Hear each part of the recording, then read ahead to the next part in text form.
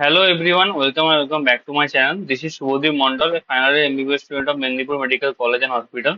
তো দেখো, first of MBBS এর স্টুডেন্ট অনেকেই 2025 ব্যাচে আমাকে বলেছিল যে দাদা কোথা থেকে শুরু করব, কিভাবে শুরু করব, অ্যানাটমি ফিজিওলজি বায়োকেমিস্ট্রি কিছু বুঝতে পারছি না এক্সামের জন্য। পড়ছি কিন্তু সেইভাবে সেরকম বুঝতে পারছি না কিভাবে কিভাবে স্টার্ট করবো আর কি।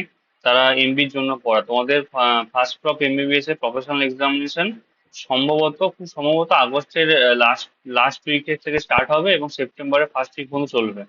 আমার যা মনে হয় সেপ্টেম্বর তোমাদের ডেট দেওয়া আছে টেন্টেটিভে, কিন্তু আমার মনে হয় যে আগস্টের লাস্ট থেকে শুরু হবে। তো দেখো তাহলে, কারণ তিনটে এক্সামিনেশন আছে পরপর, ফার্স্ট ইয়ার, সেকেন্ড ইয়ার এবং থার্ড ইয়ারের। তো দেখো, তোমাদের যদি আমি বলি ট্রাই টু কভার অ্যানাটমিটা আমি আজকে বলছি, শুধুমাত্র ফিজিওলজি বায়োকেমিস্ট্রি আলাদা আলাদা করে ভিডিও আসবে। আর তোমাদের হাতে আর 4 মাসের মতো সময় আছে, 4 মাস 4.5 মাসের মতো।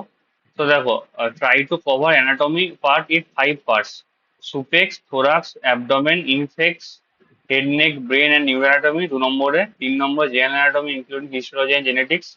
4 নম্বরে জেনারেল এমব্রায়োলজি। আর 5 নম্বরে হচ্ছে অ্যাটকম। তারপর দেখো এই পাঁচটা তোমরা মানে পার্টে ডিভাইড করলে তোমাদের অনেক সুবিধা হবে, কারণ তোমাদের প্রথম সম্ভবত দুটো পার্ট মানে 1, 2 এগুলো আছে হচ্ছে তোমার তোমার পেপার 1-এ। আর তারপরে হচ্ছে মানে না, এক হচ্ছে আছে পেপার 1-এ, 2 হচ্ছে আছে পেপার 2-এতে। আবার জেন অ্যানাটমিটা ইনক্লুডিং হিস্টোলজি অ্যান্ড জেনেটিক্স আছে পেপার 1-এ, আবার 4 আছে মনে হয় পেপার 2-এতে। তো এইভাবে ভাগ করা আছে এটা তো, এবং এরকম করে 4টে পার্টে তোমরা যদি করো 5টা পার্টে, তো তাহলে তোমাদের অনেকটা সুবিধা হবে। তো দেখো অ্যাডকম আছে 5 নম্বরে, দেখো অ্যাডকম তোমরা ছেড়ে যাবে না। অ্যাডকম খুব ইম্পর্টেন্ট, মানে তোমাদের মোটামুটি একটা কোশ্চেন তো অ্যাডকমে আসবে আসবে 5 নম্বরের।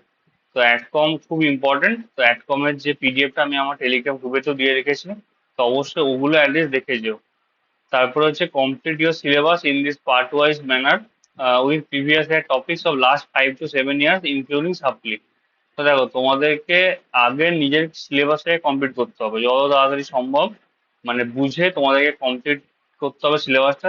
আর তারপরে তোমাদেরকে মানে এই পার্ট ওয়াইজ ম্যানারে করার পরে, এই 5টা যে পার্ট বললাম, তারপরে তোমাদেরকে previous year topics including 5 to 7 years সাপ্লি এটা তোমাদেরকে পড়তে হবে।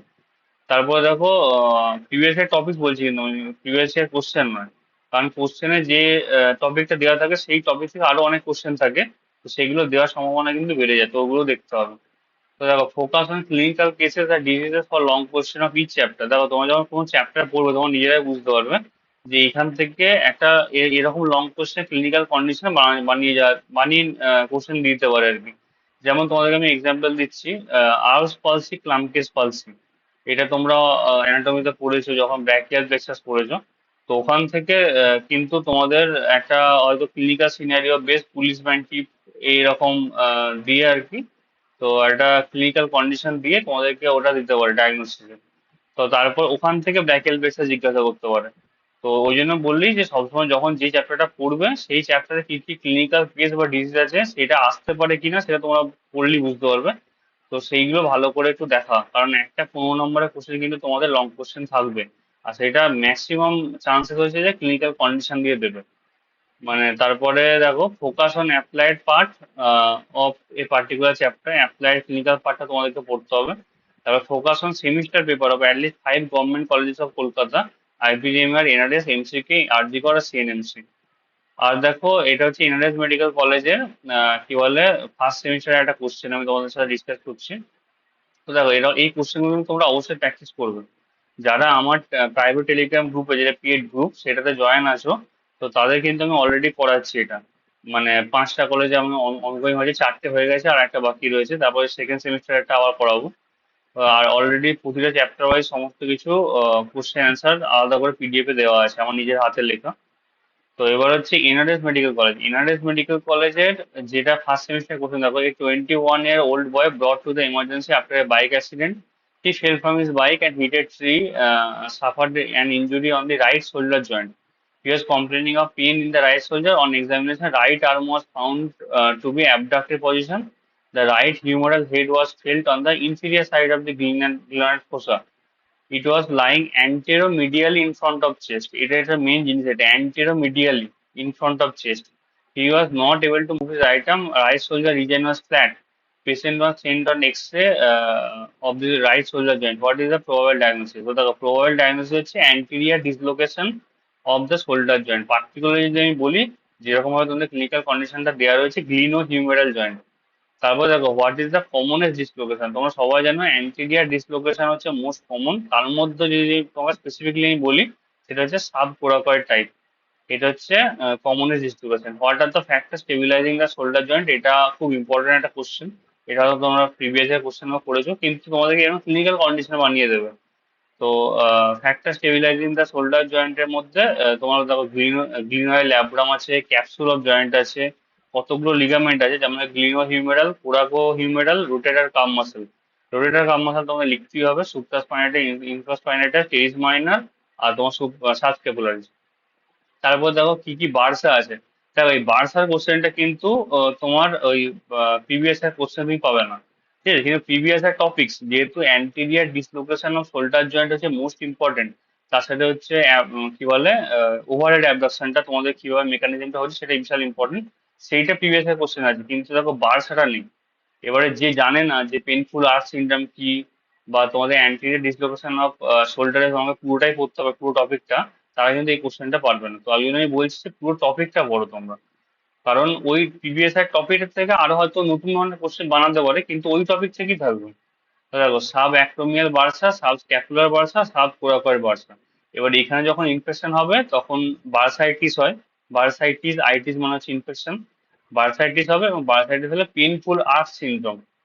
এটা হবে হচ্ছে তোমার অ্যান্টিরিয়ার ডিসলোকেশন অফ শোল্ডার জয়েন্টে হতে পারে। তো এটা তোমরা অবশ্যই পড়তে পারো।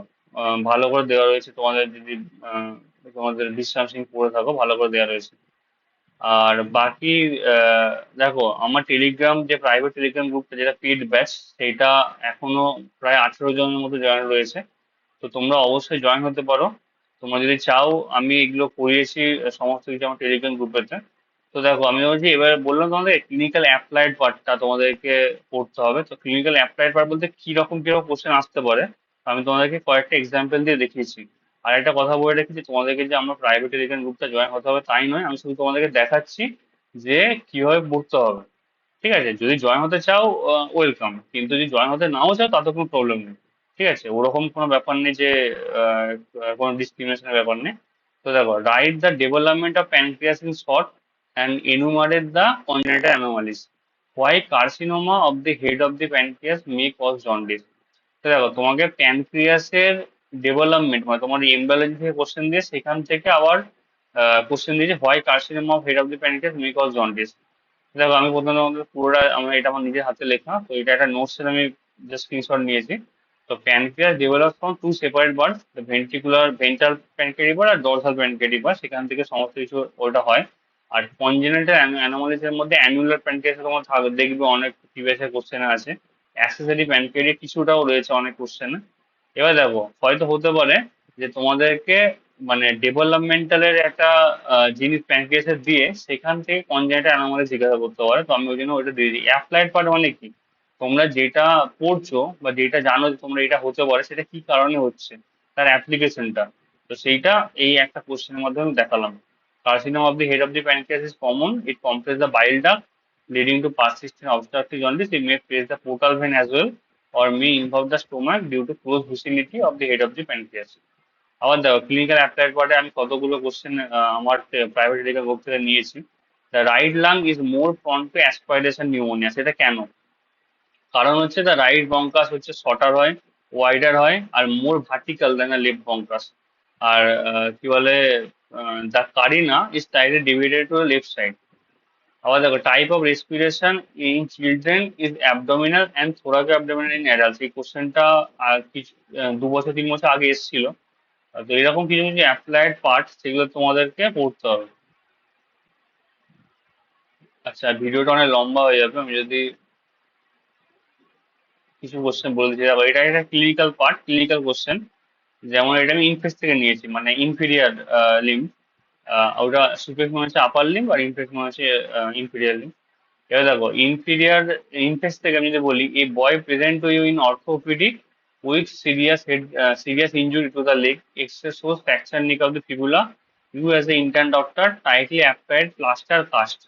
Unknowingly, 2 weeks later, the boy visited again the OPD with complaint of food drop and sensory loss. এই দেখো, ফুড ড্রপ আর সেন্সারি লসের কোশ্চেন তোমরা বহু পেয়ে যাবে প্রিভিয়াস এর কোশ্চেন, ঠিক আছে? কিন্তু তোমাদেরকে এইভাবে ক্লিনিক্যাল কন্ডিশন করে দিতে পারে, ঠিক আছে? এবার বলবো which nerve is injured here. ঠিক আছে, অবশ্যই তোমরা সবাই জানো যে যদি তোমাদের মানে মোটর লস হয়, ঠিক আছে, লস অফ এক্সটেনশন অফ টোজ হয়, আর তোমাদের ফুড ড্রপ হয়ে যায়, মানে প্যারালাইসিস হয়ে গেছে মাসল গুলোর অ্যান্টেরিয়র কম্পার্টমেন্ট অফ লেগে, তো অবশ্যই কমন পিরিয়ডিয়াল নার্ভ হবে, ঠিক আছে? তো ক্লিনিক্যাল ফিচার গুলো এখানে লেখা আছে, কি বলে মোটর লস, ফুড ড্রপ কেন হচ্ছে না হচ্ছে, ঠিক আছে? আর আমি জাস্ট তোমাকে দেখালাম কতগুলো এক্সাম্পল দিয়ে, ভিডিওটা অনেকটা মানে বড় হয়ে যাবে, লম্বা হয়ে যাবে, ওই জন্য আমি জাস্ট কিছু কিছু তোমাদেরকে এক্সাম্পল দিয়ে বোঝানোর চেষ্টা করছি যে এইভাবে পড়তে হবে, ঠিক আছে? এইভাবে পড়লে তোমরা অনেক কোশ্চেন কিন্তু নিজেরা করতে পারবে।